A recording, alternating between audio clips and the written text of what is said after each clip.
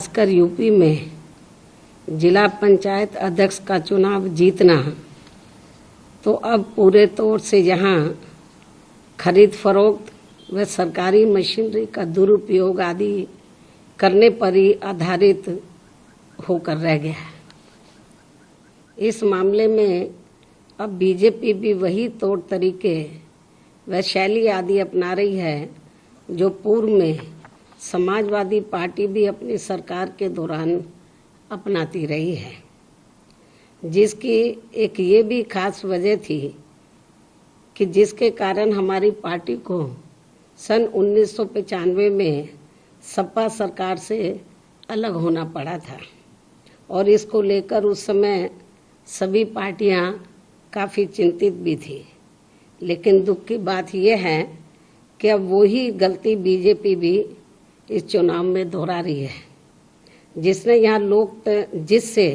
यहाँ लोकतंत्र की जड़ें भी काफ़ी कमज़ोर हो रही हैं, जो ये अति दुर्भाग्यपूर्ण व निंदनीय भी है। इसलिए बीएसपी ने इस समय प्रदेश में हो रहे जिला पंचायत अध्यक्ष के चुनाव को नहीं लड़ने का फैसला लिया है और पार्टी के लोगों को ये निर्देशित किया है कि वे इस दौरान इस चुनाव में अपना समय व एनर्जी आदि लगाने की बजाय बल्कि अपना पूरा समय व ताकत अपनी पार्टी के संगठन को मजबूत बनाने तथा सर्व समाज में पार्टी के जनाधार को बढ़ाने के कार्यों पर ही लगाएं, तो ये ज़्यादा बेहतर होगा, ताकि इस बार यहाँ उत्तर प्रदेश में होने वाले आगामी विधानसभा चुनाव में बीएसपी की अकेले यहाँ अपने बलबूते पर सरकार बन सके। और हमें इस बात की भी जानकारी है कि जब बीएसपी की यहाँ सरकार बन जाएगी तो तब प्रदेश के अधिकांश जिला पंचायत अध्यक्ष खुद ही बीएसपी में शामिल हो जाएंगे, क्योंकि ये लोग सत्ता के बिना कतई भी नहीं चल सकते हैं। इस बात को भी ध्यान में रखकर हमारी पार्टी ने यूपी में ये जिला पंचायत का चुनाव नहीं लड़ने का फैसला लिया है। लेकिन यहाँ मैं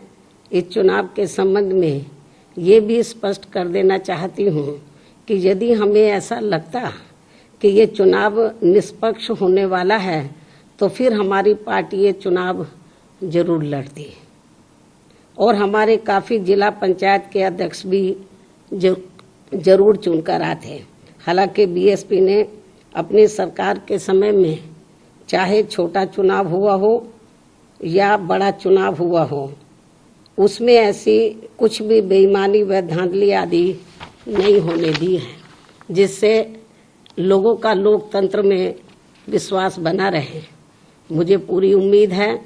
कि प्रदेश की जनता यहाँ लोकतंत्र को बचाने के लिए मेरी इन सब बातों को जरूर गंभीरता से लेगी और यहाँ इस बार आगामी होने वाले विधानसभा चुनाव में बीएसपी की जरूर सरकार बनाएगी। लेकिन इसके लिए यहाँ बीएसपी के लोगों को विरोधी पार्टियों के सभी साम दाम दंड भेद आदि हथकंडों से भी जरूर सावधान रहना है, क्योंकि विरोधी पार्टियां एक सोची समझी रणनीति व साजिश के तहत खासकर मीडिया के जरिए अभी से ही ये एक अफवाह फैलाने में लग गई है कि बीएसपी इस चुनाव की तैयारी के लिए जितनी सक्रिय होनी चाहिए उतनी नज़र नहीं आ रही है, ताकि पार्टी के लोगों का अभी से ही इस चुनाव में उत्साह कम हो जाए। जबकि उन्हें ये मालूम होना चाहिए कि कोरोना महामारी की पहली लहर के ढीले पड़ते ही मैं फरवरी महीने के शुरू से ही यहाँ लखनऊ में मौजूद हूँ और यहाँ कोरोना नियमों का पालन करते हुए प्रदेश में पार्टी को हर स्तर पर मजबूत बनाने के लिए मेरी आए दिन पार्टी संगठन की छोटी बड़ी मीटिंगें बराबर चल रही हैं, जिन्हें मैं दूसरी पार्टियों की तरह दर्शाने के लिए रोजाना मीडिया आदि को नहीं बुलाती हूँ। इसलिए मीडिया को भी बीएसपी को कम नहीं आंकना चाहिए। जिसको अपने देश में यहाँ लोकतंत्र का मजबूत स्तंभ भी माना जाता है। वैसे पार्टी की राष्ट्रीय अध्यक्ष होने के नाते